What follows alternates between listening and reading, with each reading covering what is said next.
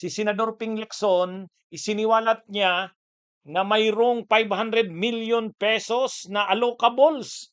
Itong si Marcoleta, yan mismo ay ayon kay dating DPWH Undersecretary Catalina Cabral. Yun. Ay, mga kabunyog, mga kababayan. Ito na yung sinasabi natin eh. Ha? Oh. Akala kasi ito kasing si Marcoleta nagmamalinis eh. O ayan, isiniwala tuloy ni Senador Ping Lacson. Ha? Isiniwala tuloy ni Senador Ping Lacson ang kanyang baho. Ha? Ano yan mga kabunyog? Inanunsyo yan kanina. O yan o. O yan. News 5. Umano'y 500 million pesos na allocables ni Marcoleta. Isiniwalat ni Lacson. May 6, 2026. O ngayong araw lang yan mga kabunyog. Hindi ito lumang balita ha. Hindi ito lumang balita. Ngayong araw ito. May 6, 2026. Oh, nag-press con pa kanina si Senador Ping Lacson, isiniwalat niya lang yung issue na yan. Oh, sabi niya sa totoo lang, kahit si Senador Marcoleta ay mayroon yang allocables, allocables, 500 million pesos, kalahating bilyon. Oh, yan. Yan yung problema dito kay Marcoleta. Hmm? Marami kasi siyang nakikita, binabantayan niya lagi si Senador Ping Lacson. Wala na siyang makitang maganda o tama sa ginagawa ni Senador Ping Lacson. Ay napipiko na rin si Senador Ping Lacson. Kaya sabi ni Senador Ping Lacson, sa totoo lang, kahit si Senador Marcoleta ay mayroon din yang allocables na 500 million pesos. At yan ay pwede rin naming imbestigahan. Yun, mga kabunyog, mga kababayan. Maganda yan. O, sabi ni Presi TV, buti nga kay Marcoleta. Amoy bulok na kubeta, sabi ni user. O, tama lang yan, para mawala na ang kayabangan. Sabi ni Dring Brugada. O, yan mga kabunyog. Yan ang problema, no? Kung akala mo, ikaw, wala kang baho, kung makapagsalita ka, parang perpekto kang tao. O, yan ay yung problema dyan. Medyo napiko na rin si Senador Ping Lacson eh.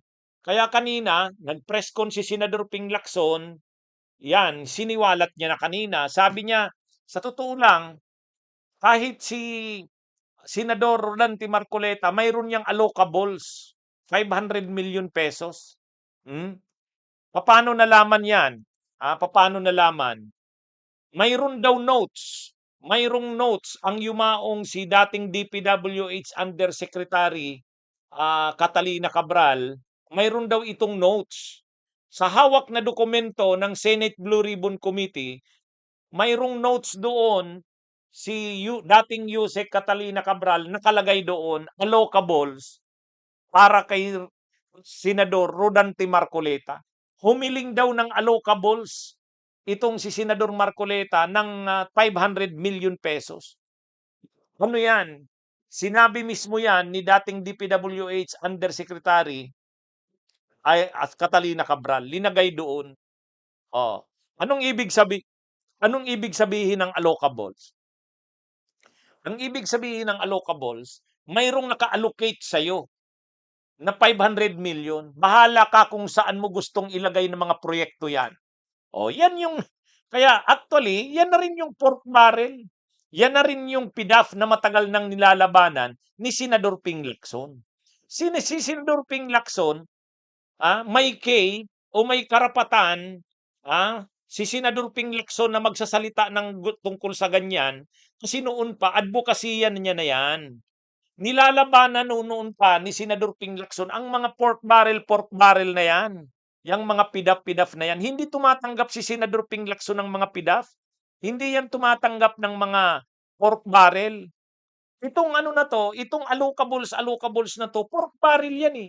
Ibig sabihin, mayroon kang naka-allocate sa iyo na 500 million pesos. Bahala ka kung saan mo ilalagay yan. Sabihin mo lang, ay taga-Tarlac at taga-Pangasinan yan, ay taga-Tarlac at taga-Pampanga yan si Marcoleta. Halimbawa, sa District 3 ng Tarlac, magbilalagay siya ng 75 million flood control project. Kaya yung 500 million allocables yan. Naka-care of kay Marcoleta yan, naka-note yan doon kay Yusek Catalina Cabral. O yan, in-expose na tuloy ngayon ni Senador Ping Lacson.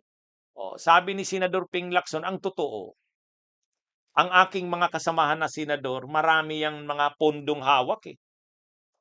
Kahit si Marcoleta, o yan, mayroon yan, 500 million. Nakalagay yan doon sa notes ni dating Yusek Catalina Cabral. Yan mga kabunyog, mga kababayan. ah, ngayon, kaya yan ang problema ni Marcoleta. Hindi sana yan sinasabi ni Senador Ping Lacson bilang respeto nga, bilang respeto kay Marcoleta. Kaya lang hindi tumitigil eh. Kahapon, talagang gusto niya i-interpellate si Senador Ping Lacson. Nababastos ng masyado si Senador Ping Lacson. Hindi siya tinatantanan nito ni Marcoleta. O sige, hindi mo ako tinatantanan. Nag-press con ngayong umaga si Senador Ping Lacson. At sabi niya, pwedeng imbestigahan pa yan kasi hindi pa daw yan naiimbestigahan ng Blue Ribbon. Pwede daw isa ilalim yan sa investigasyon ng kanyang komite. Yan na. Yan na ang problema dyan.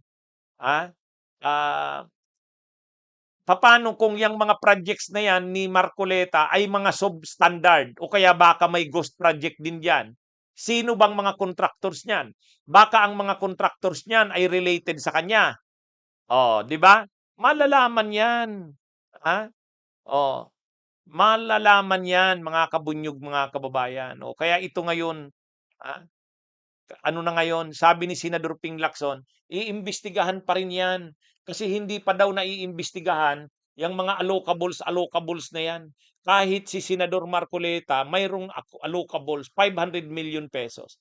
Ang aalamin ngayon, saan niya linagay yung 500 million na allocables na yan? Yan yung aalamin, mga kabunyog, mga kababayan. Pangalawa, yan ba ay maayos na mga proyekto? Sino ang mga contractors niyan? Tingnan, baka naman substandard yung mga projects na yan. Baka may ghost projects pa dyan. Yan. Mananagot si Marcoleta dyan. Yan. Kaya yan na yung nakuha ngayon ni Senador ay ni Marcoleta. Masyado niyang binabantayan si Senador Ping Lacson. Lahat na lang ng galaw ni Senador Ping Lacson, hinahanapan niya ng butas. Sige, hinahanapan mo niya ako ng butas. Sige, imbestigahan din natin yung allocables mo. Huwag mong sabihin wala ring mga yan, depekto yan. Di ba? Kaya mga kabunyog, abangan natin yan, Abangan natin kung anong mangyayari dyan. Basta ang sabi ni Senador Ping Lacson, iimbestigahan niya nila yung yang tungkol dyan sa allocables na yan ni Senador Ping Lacson. Ay ni Rodante Marcoleta. Bunyog, bunyog, halikan na kasama ka.